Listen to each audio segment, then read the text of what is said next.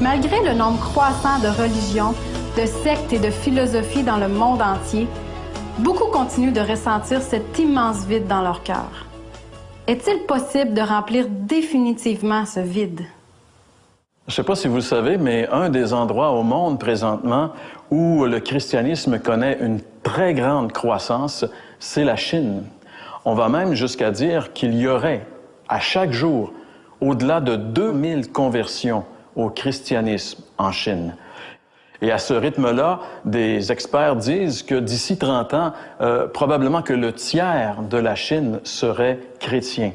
Ce qui en ferait le pays, la région, la nation avec le plus haut pourcentage de chrétiens dans le monde entier. Et évidemment, ça serait un bouleversement, un changement de valeur qu'une chose comme celle-là arrive, mais toutes les probabilités sont dans ce sens-là présentement. Mais pourtant, en Chine, il y a des religions.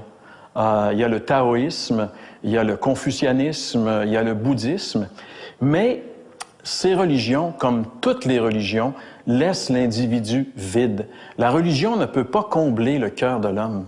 Et c'est pour ça que l'Évangile est en train de révolutionner la Chine. Parce qu'enfin, l'Évangile donne à l'individu une grande satisfaction, paye la dette de ses péchés et lui donne la paix dans son âme. Un des célèbres missionnaires de la Chine du 19e siècle, un Anglais qui s'appelait Hudson Taylor, dans sa biographie, il nous raconte l'histoire d'un certain monsieur qui s'appelait Ni. Monsieur Ni était un homme qui était très dévot, très religieux, et d'ailleurs, il était impliqué dans les religions de son pays à son époque.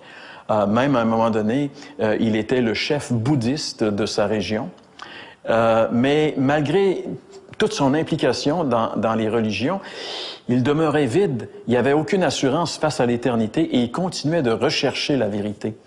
Et un soir qu'il rentrait chez lui, il entend du bruit, un attroupement dans une maison pas tellement loin de chez lui. Il savait que dans cette maison, des gens se réunissaient de temps à autre pour échanger, discuter sur des sujets religieux.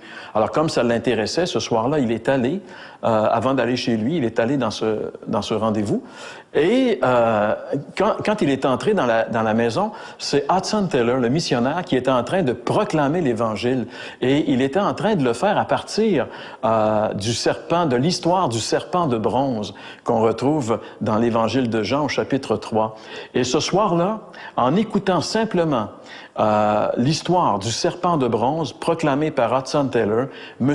Ni a accepté l'Évangile, a reconnu qu'il était pécheur, il a accepté le Christ comme son sauveur et il a eu la vie éternelle. Enfin, il était comblé. Enfin, il était satisfait. Et cette histoire, j'aimerais peut-être qu'on puisse ensemble la regarder. Vous savez, l'histoire du serpent de bronze, c'est une histoire qui nous vient de l'Ancien Testament.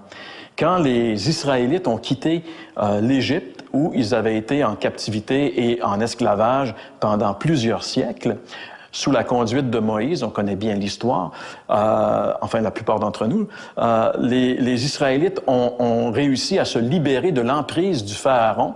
Ils ont été libérés de l'Égypte, mais avant d'entrer dans la terre promise, ils devaient traverser le désert. Et ça, c'était pas évident.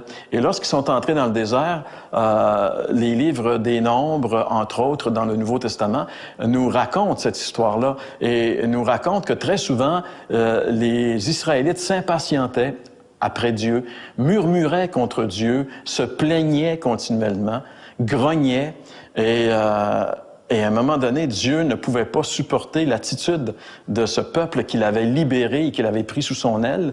Et il devait intervenir, il devait les corriger. Et à un moment donné, dans le livre des Nombres, je crois que c'est au chapitre 11, on voit que Dieu va envoyer, encore une fois, les Israélites sont en train de dénigrer Dieu, ce qu'il fait pour eux. Alors Dieu va envoyer des serpents venimeux. Et c'est des serpents qui mordent les gens. Et dès qu'une personne est mordue, elle va mourir. C'est un venin mortel. Et finalement, il y a plusieurs personnes qui meurent en Israël, tant et si bien qu'à un moment donné, les gens du peuple vont voir Moïse et lui disent « Écoute, on a vraiment péché contre Dieu, on a vraiment fait quelque chose qu'on n'aurait pas dû faire. Maintenant, si tu veux, demande à Dieu qu'il nous donne une solution, parce que sinon, on va tous mourir. » Et là, Moïse est allé, il a demandé à Dieu une solution, et Dieu lui a dit de se faire un serpent en bronze et de l'élever d'une manière telle que, peu importe où les gens sont dans le camp. Une personne qui a été mordue par le serpent se tourne vers le serpent de bronze et automatiquement est guérie. C'est le remède que Dieu a donné aux Israélites pour éviter la mort des serpents venimeux.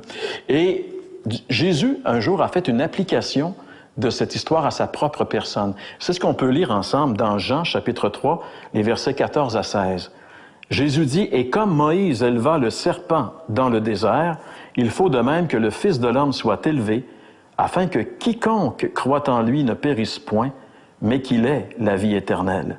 Car Dieu a tant aimé le monde qu'il a donné son Fils unique, afin que quiconque croit en lui ne périsse pas, mais qu'il ait la vie éternelle. » Jésus a dit que c'était lui le vrai serpent de bronze élevé et que chacun de nous, les êtres humains, nous avons été mordus par un serpent mortel, par du venin mortel que la Bible appelle le péché. On est tous des pécheurs. Le péché démolit notre vie sur la terre et va nous démolir l'éternité en nous envoyant en enfer pour l'éternité. Mais le remède que Dieu nous donne, c'est Jésus. C'est lui, le serpent qui a été élevé sur la croix. Et Jésus dit, Dieu a tant aimé le monde qu'il a donné son Fils unique afin que quiconque croit en lui ne périsse pas, ne meure pas de cette morsure mortelle du péché, mais qu'il ait la vie éternelle. Quel beau verset, quelle belle parole qui a permis à M. Nii, ce vieux Chinois, de connaître le pardon de ses péchés, la paix de son âme et la vie éternelle. Ben, comme M. Nii, vous pouvez aussi connaître la même chose que lui. Toute religion, votre indifférence, toutes ces choses-là ne pourront jamais satisfaire votre âme. La seule chose qui peut satisfaire votre âme, c'est Jésus. C'est lui. Il est mort pour vous sur la croix il y a 2000 ans. Il a été élevé sur cette croix comme le serpent d'airain. Et si vous vous tournez maintenant vers cette croix, si vous portez les regards et que vous regardez celui qui est en train de mourir sur cette croix et que vous réalisez qu'il est en train de mourir parce qu'il est en train de porter vos péchés, qu'il est en train de mourir à votre place, qu'il est en train de vous sauver et que vous reconnaissez que ses souffrances et que sa mort, c'est vous qui l'avez provoqué à cause de vos péchés, c'est moi qui l'ai provoqué à cause de mes péchés, mais si vous vous confiez en lui, si vous lui demandez pardon et vous l'acceptez comme votre Sauveur et Seigneur, vous allez expérimenter la vie éternelle. L'Évangile, c'est miraculeux. L'Évangile, ça sauve les âmes. Ce que la religion ne peut pas faire, ce que les bonnes œuvres ne peuvent pas faire, seul l'Évangile peut le faire. Mais ça ne doit pas rester une vérité abstraite. Vous devez l'expérimenter et l'expérimenter maintenant. Ne remettez pas à demain cette décision. Demandez à Jésus de venir dans votre vie dès maintenant et vous verrez que l'Évangile, c'est vraiment miraculeux.